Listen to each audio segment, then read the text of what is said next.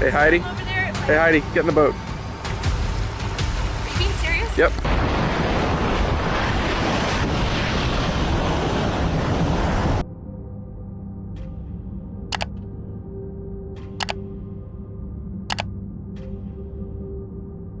Nature often hides its deadliest threats behind a mask of calm.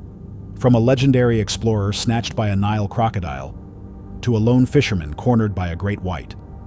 When the wild turns against you, would you trust your skill or just your luck? Oh, I might get smashed there. Oi!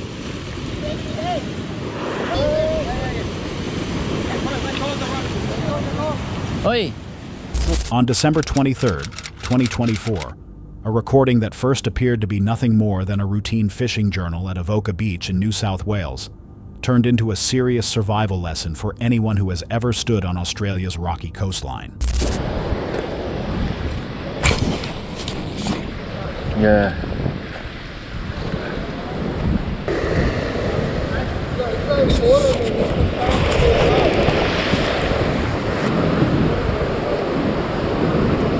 Yeah. That's right. It's too high there. Yeah, it's too high there. It's like maybe 12 feet, and the rope is too thin. You can swim a bit here.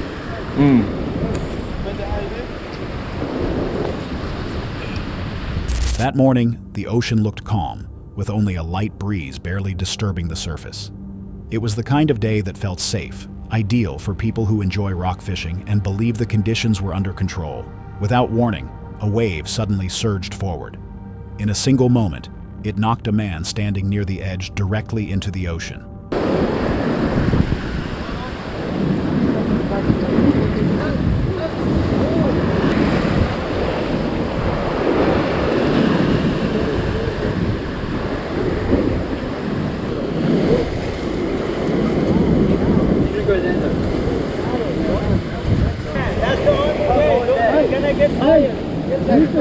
Let go. Let go. Swim out. Go down. You have to swim out. Swim that way. It's too dangerous there. Fuck, you'll get smashed there. Go. Hey bro, you gotta let go. Get from something over there. I'll be done. Oh.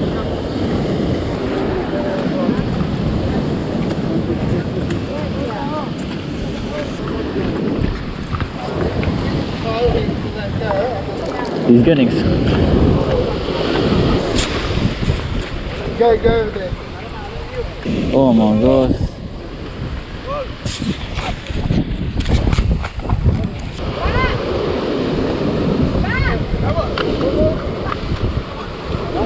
No.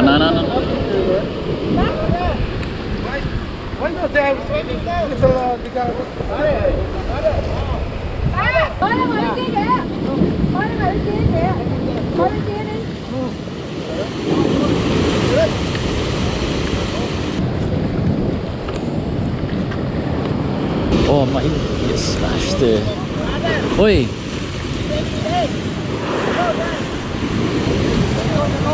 Oi! So smart, are you? Yeah, you float. You float and get away. Don't be scared. Nothing gonna happen. Go. Get it. Go on. Go there.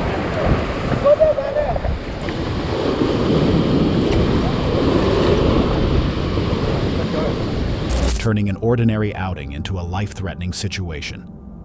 The man was unable to swim. Fortunately, he was wearing a life jacket, which helped keep his body afloat as the water churned violently around him. Panic spread as people reacted, throwing a plastic bucket into the water as a makeshift float and attempting to guide him away from the crashing waves toward a safer area. During those brief moments, everyone understood that a delay of even a few seconds could have resulted in him being pulled under by the sea. Maybe throw the bucket with him and he can use it as a floaty.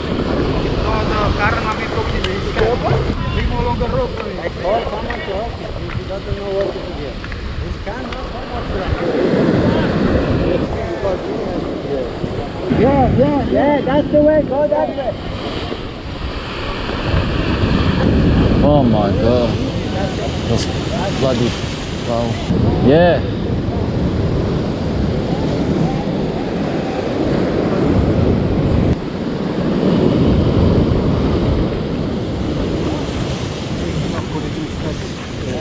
After several minutes fighting against the current, he reached a calmer section of water and survived, suffering only minor scrapes but showing clear signs of emotional shock. You want water? You okay? Come back off the rocks if he's taking off his... Keep rest now. Come off the Okay. water path. All right. Back on the rocks, his friends stood quietly watching the sea, which only moments earlier had appeared calm enough that they believed nothing could possibly go wrong. Along the coastline of New South Wales, when waves rise above 2 meters or tidal levels exceed 1.7 meters, areas that seem harmless can quickly become deadly traps. Out on the ocean, the difference between a normal fishing trip and disaster can be a single wave, and moments like this suggest that sudden surges and hidden currents are often underestimated even in familiar places. When heading into the sea, what do you think matters more in preventing accidents like this? Experience or preparation? Hold on a sec. If you're enjoying this so far, make sure to hit that subscribe button. Let's continue.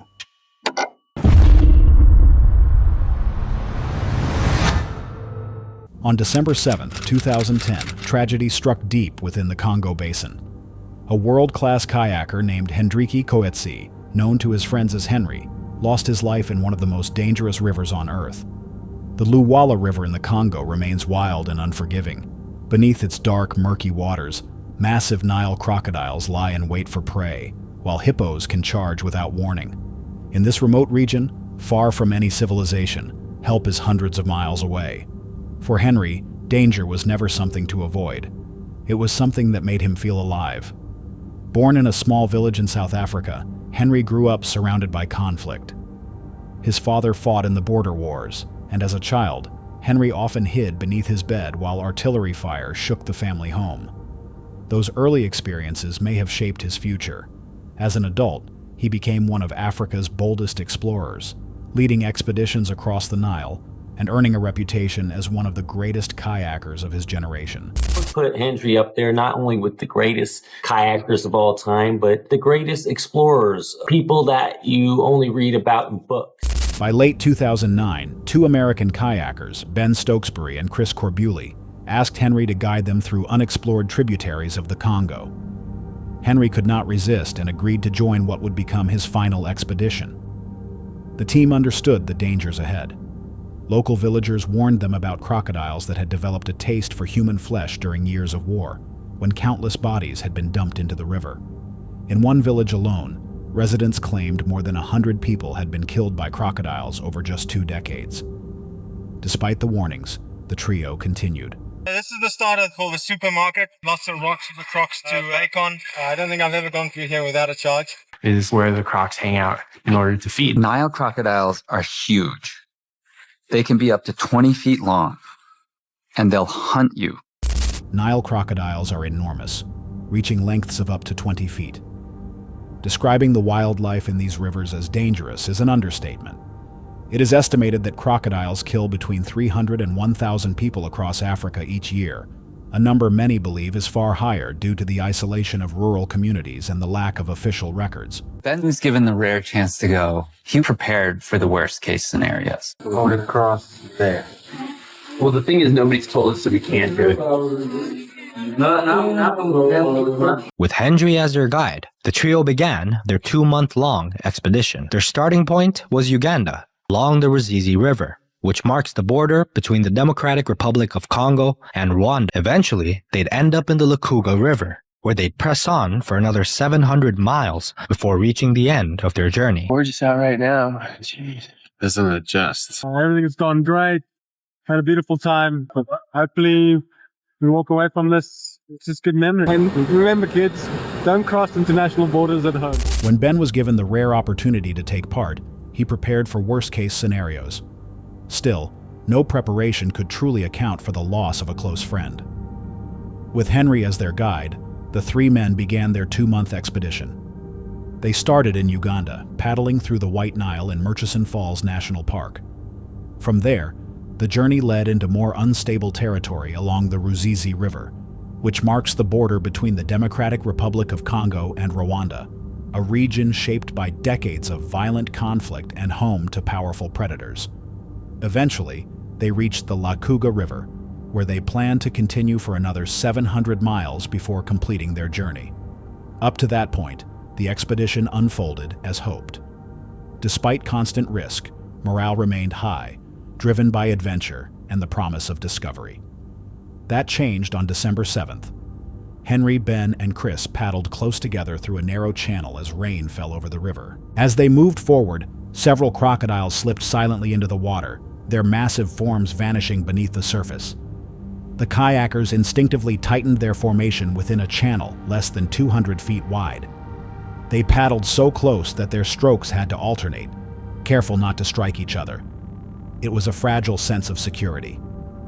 3 men facing an unseen predator in waters ruled by something far older and more powerful. We've had a terrible accident here. Henry just got taken by a crocodile. In an instant, Chris noticed sudden movement.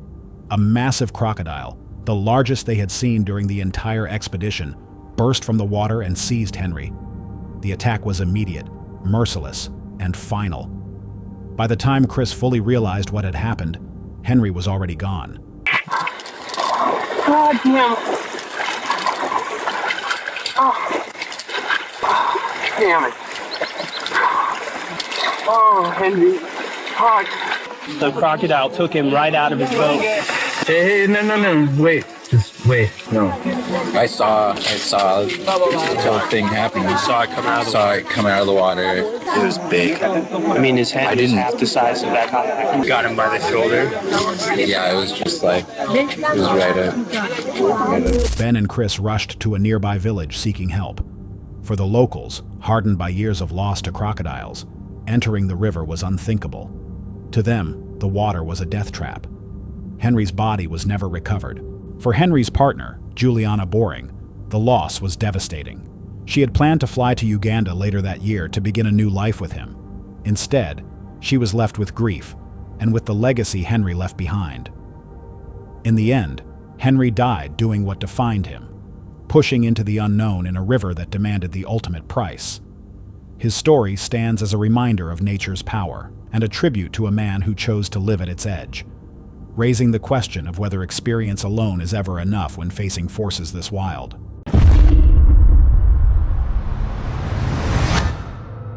There are places in the world so stunning that they almost persuade you they are safe. Reynisfjara, a black sand beach in Iceland, is one of them, with its towering basalt columns, booming waves, and volcanic sand as dark as night. It feels otherworldly, untouched, and timeless. But behind that beauty lies one of the most dangerous stretches of coastline on Earth. Skip and Jonathan arrived that day to capture the dramatic landscape. The wind cut sharply, and the waves were already aggressive, yet the scenery felt too extraordinary to walk away from. They continued filming and taking photos, determined to make the most of the moment, despite the posted warnings and visible signs.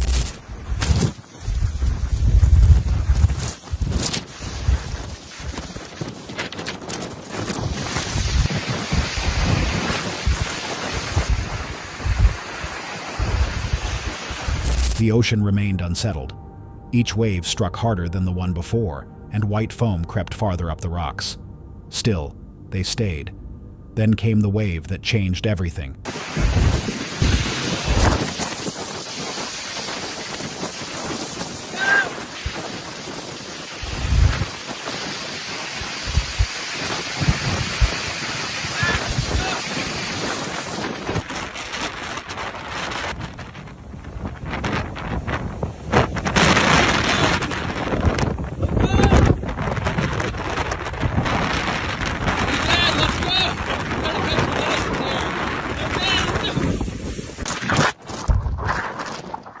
A massive surge of water rushed over the rocks, and in an instant, they were dragged into the icy Atlantic. Pulled off the boulders, soaked through and thrown into confusion, they fought against violent water and an unforgiving current. Against all odds, they managed to reach shore. Shaken, drenched, but alive. Others have not been as fortunate. Reynisfjara has claimed lives before, people who stood too close, just as they did, believing they would have time to move away. But the waves here do not follow patterns. They strike without warning, without rhythm, and without mercy. Later, Skip described it as the most violent surf and storm he had ever seen, and if luck had not been on their side, it could have been their final moment. Signs are placed and warnings are given, yet year after year, visitors underestimate what this beach is capable of.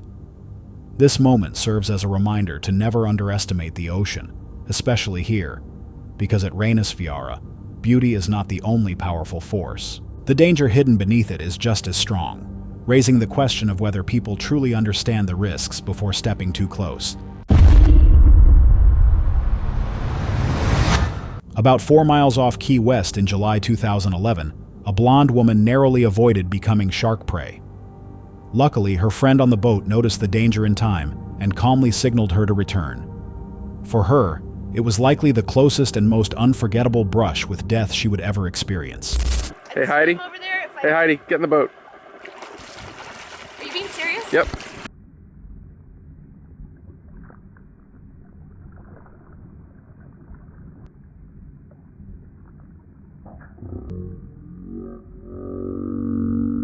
Holy crap, can you imagine?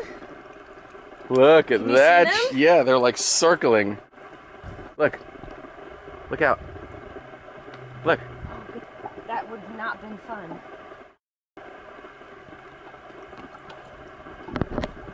Moments like this show how quickly a calm situation can turn dangerous, raising the question of whether people truly realize how close to danger they can be before it is too late. It was a calm, sunlit afternoon. The water lay flat and glassy as a lone fisherman drifted quietly in his canoe, enjoying the stillness around him. Everything felt peaceful until something unseen moved beneath the boat. A ripple formed, a shadow followed, and suddenly, the moment felt wrong.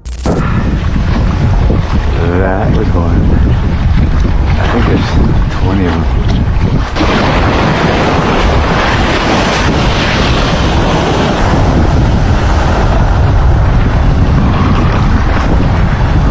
Without warning, several large, unidentified shapes passed directly under the canoe.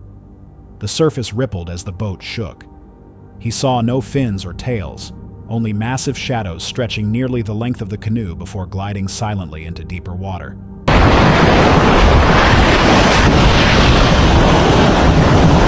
In that instant, fear replaced calm.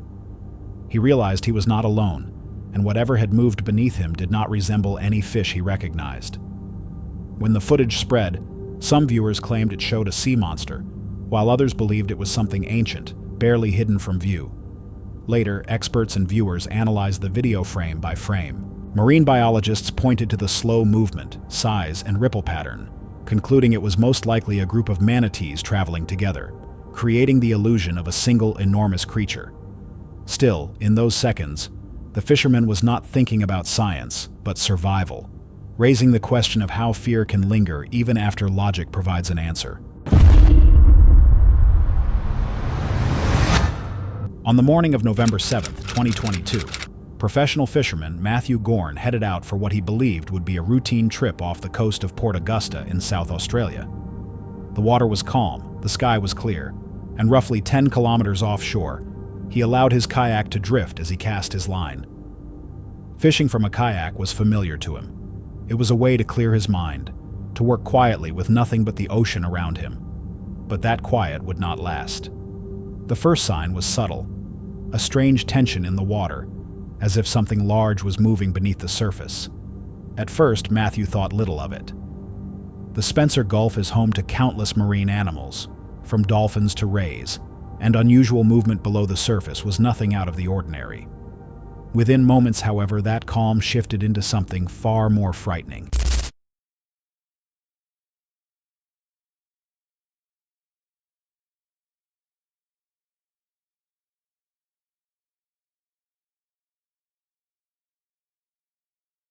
From below, a great white shark suddenly breached, lunging straight toward his kayak paddle. The shock was immediate. This was not a distant fin or a brief sighting. The shark was right beside him, towering in the water, striking with purpose, testing the thin barrier between predator and human.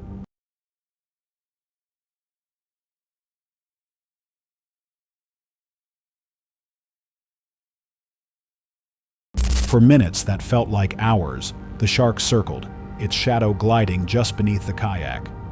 Every small movement, every creak of the paddle, seemed to draw its focus. I'm going to the box. Matthew's camera captured the encounter clearly, showing a man suspended between fear and disbelief, gripping his paddle while knowing that one wrong move could be fatal. Then, as abruptly as it appeared, the shark turned. With a slow sweep of its tail, it disappeared back into the depths, leaving the ocean calm once again. The silence that followed felt overwhelming. Later, reflecting on the encounter, Matthew admitted it had been reckless to head out without a shark shield, a device designed to deter predators using electrical pulses. He understood just how close the moment had come to disaster. For those who watched the footage, the question remains: was the shark attempting an attack after mistaking the paddle for prey, or was it simply investigating something unfamiliar?